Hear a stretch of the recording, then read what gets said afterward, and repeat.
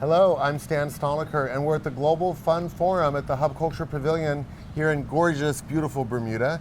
Joining me now is Stuart Lacey, who's the founder of Trunomi, an incredible company working on the intersection of consent and the rest of us, I guess. Is that how I'd say it? Very Stuart? well, yes, absolutely. How are you? I'm great, thank you. Good, good. Thanks for joining us. Tell us about Trunomi. What do you guys do and how do you do it?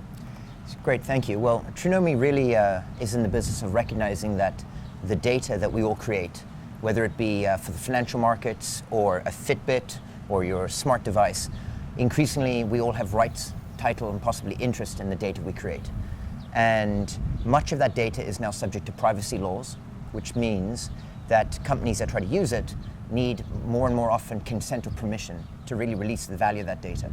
Trunomi has, I guess, a global first and created a proprietary system that actually allows people like yourself and myself, the consumer, to actually really release and possibly even monetize the value of their personal data through consent. So you enable consent? We enable consent. Okay, got it. And can you give us an example of how you're doing that? Like, what's an example of a use case from a bank or a client that how would they integrate your technology into their suite? Great question. So quite simply, one of the biggest issues in the financial markets are people opening accounts. Many people have had that issue. You go and you have to constantly reproduce all the documentation each and every time. Well, a way around that is effectively to be able to have your mobile device and be able to actually just push it. Sounds easy, but it's actually complicated. So you have one kind of master profile, and you then send your profile to the bank instead of the bank trying to aggregate your information? Correct, and even more interestingly, we at Trunomi believe that decentralized systems are the future. As such, not only do you get the creation of this profile, but we return the use and the utility of it to actually the person who created the data, meaning the owner of the data set. That actually means that rather than it being sitting in a registry or with Big Brother, actually it's your data again, which it kind of should have been anyway. So this is emerging to be one of the biggest issues on the web. You may know MIT Media Lab and some others last year worked with companies like ours and Ripple and a number of companies to create something called the Windover principles. Yeah. And the Windover principles set out this idea that individuals should own their own data and that there are certain guidelines about how this data should be used.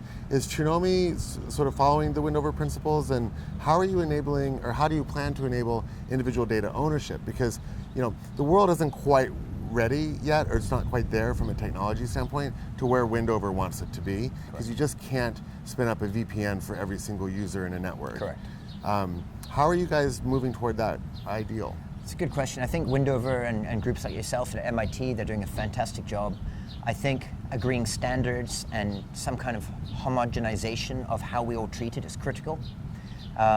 We're really leading from a technology side.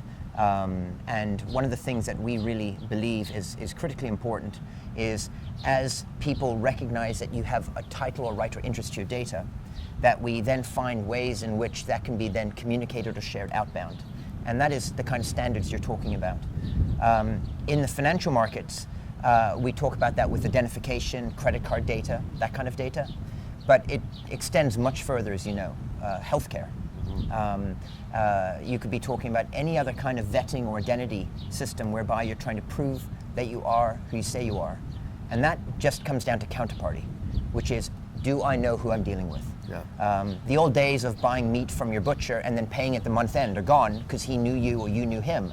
Now everyone has to worry about this digital relationship and how do they actually know who it is they're dealing with. So and then counterparty trust in a digital age? Absolutely.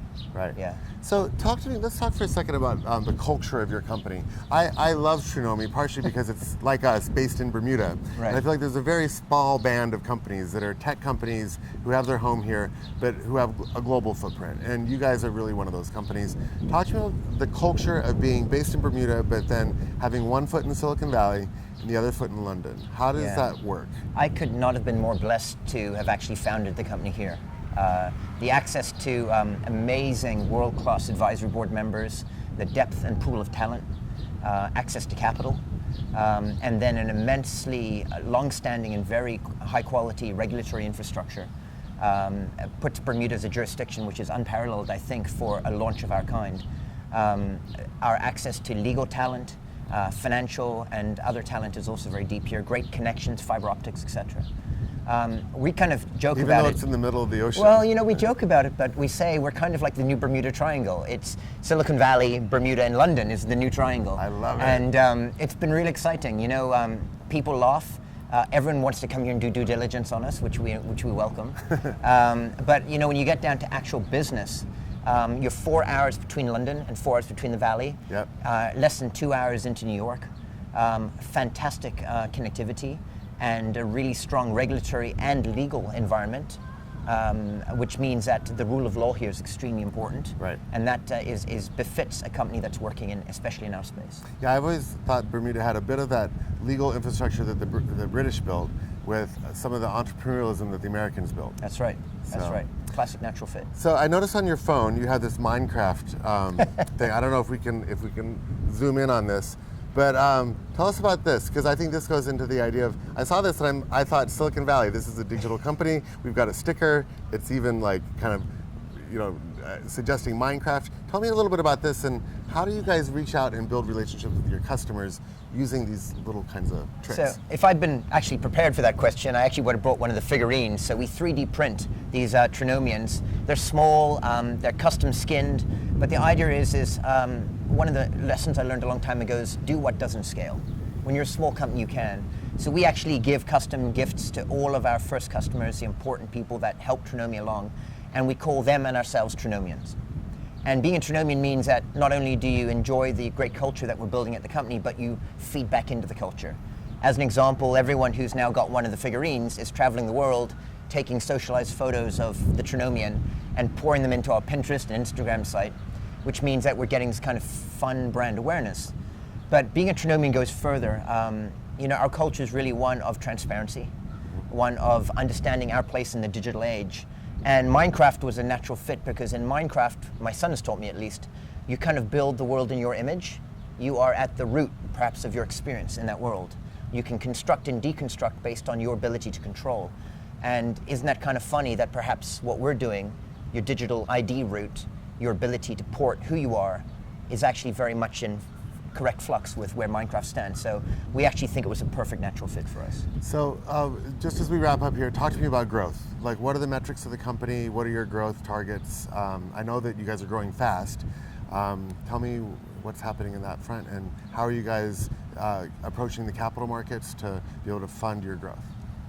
We're in the enviable position right now that we're growing quickly but not fast, and as such, hiring and building culture is critical. We use a lot of consultants until such time as we know that the kind of people we're working with are really the people that will spend their lives with our company and really become part of the family. Opening in Silicon Valley with development, opening into Europe with customer facing is really important. Very, very robust markets, especially in Europe with privacy being at the forefront. Yeah. But on top of that, you know, we feel that with today's social world and the ability to use Twitter, Facebook, and products like HubCulture to ensure that you can share really what it feels like to be part of that group and how the company can grow is part of it. Then there's capital.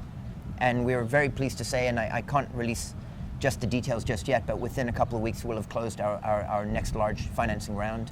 Right. And what's very exciting about that is I feel that the space we're in, the opportunities we have, but equally the structure we have, Bermuda, London and Silicon Valley, is a very attractive place right now, especially in financial technology, which we're in, to actually position a company for really large global growth. And Right. so we feel deeply and very solidly rooted there. Yeah, fantastic. Yeah. Stuart, thank you so much for joining us. My pleasure.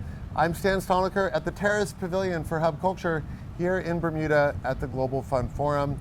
Check out Trunomi.com and see if you can get yourself one of those 3D printed Minecraft Trunomians. Great. Thanks so much. Thank you.